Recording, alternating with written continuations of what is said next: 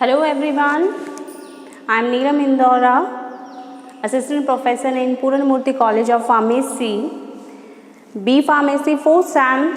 आज हम पढ़ेंगे इसमें हमारा जो सब्जेक्ट है दैट इज़ फार्माकोलॉजी, और फार्माकोलॉजी में भी जो हमारा आज का मेन टॉपिक है that is neuromuscular blocking agent.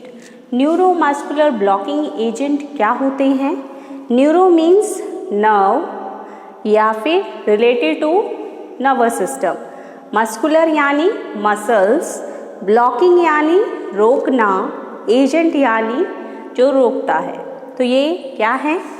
These are skeletal muscle relaxants are a heterogeneous group of drugs that act centrally or peripherally to reduce muscle strain or muscle pain।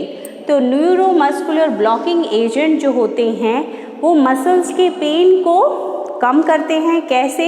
या तो वो सेंट्रल नर्वस सिस्टम को block करेंगे या peripheral nervous system को block करेंगे, जिसकी वजह से हमारा जो मसल पेन है वो स्टॉप हो जाता है। देन इज क्लासिफिकेशन, ये दो कैटेगरी में क्लासिफाइड होते हैं। सेंट्रली एक्टिंग, जो नर्वस सिस्टम है उसके ऊपर काम करती है, इसमें हमारी ड्रग है that is baclofen.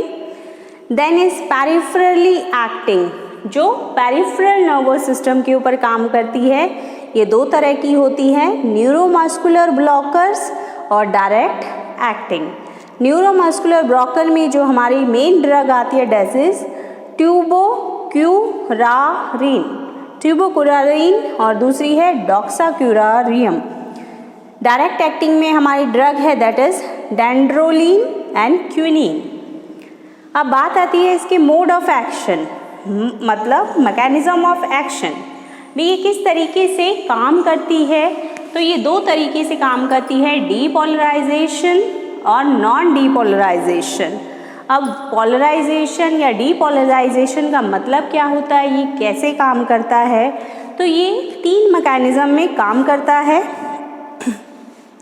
by inhibiting acetylcholine synthesis।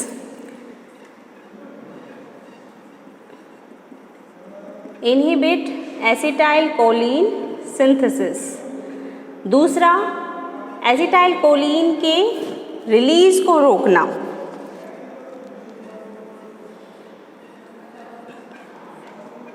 Third, post synaptic action of acetylcholine. अब हमारे पास एसिटाइलकोलिन क्या चीज़ है? एसिटाइलकोलिन हमारा एक न्यूरोट्रांसमीटर होता है। न्यूरोट्रांसमीटर यानी जो नर्व्स की एंडिंग के पास एक केमिकल रिलीज होता है जिसे हम एसिटाइलकोलिन बोलते हैं। अगर हमारी मसल्स के पास ये एसिटाइलकोलिन का सिंथेसिस रुक जाएगा तो मसल में जो हमारा दर्द का मैसेज है या जो हमारा दर्द का मैसेज ब्रेन तक जा रहा है वो रुक जाएगा, जिसकी वजह से हमें पेन सेंसेशन नहीं होगी। फिर है एसिटाइलकोलिन के रिलीज़ को रोकना। अगर हम एसिटाइलकोलिन के रिलीज़ को न्यूरोट्रांसमीटर के पास रिलीज़ होने से रोक देंगे तो हमें पेन सेंसेशन नहीं होगी। थर्ड है post synaptic action of acetylcholine.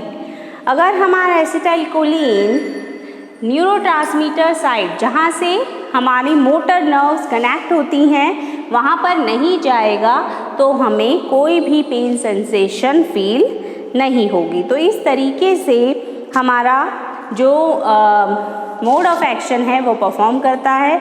फिर आता है डीपोलराइजेशन। डीपोलराइजेशन में क्या है? इसमें एसिटाइलकोलिन जो है वो काम करता है कैसे?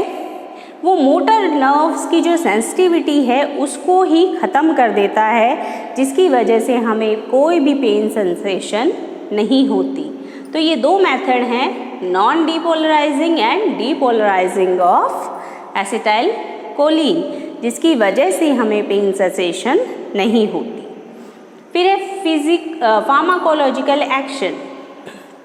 अगर हम न्यूरोमस्कुलर ब्लॉकिंग एजेंट को किसी पेशेंट को देते हैं तो उससे हमारे बॉडी पर क्या क्या असर पड़ते हैं, हमारी बॉडी के सभी सिस्टम्स के ऊपर क्या क्या असर पड़ते हैं, वो आते हैं हमारे फार्माकोलॉजिकल एक्शन। तो सबसे पहला एक्शन देखते हैं सेंट्रल नर्वस सिस्टम के ऊपर।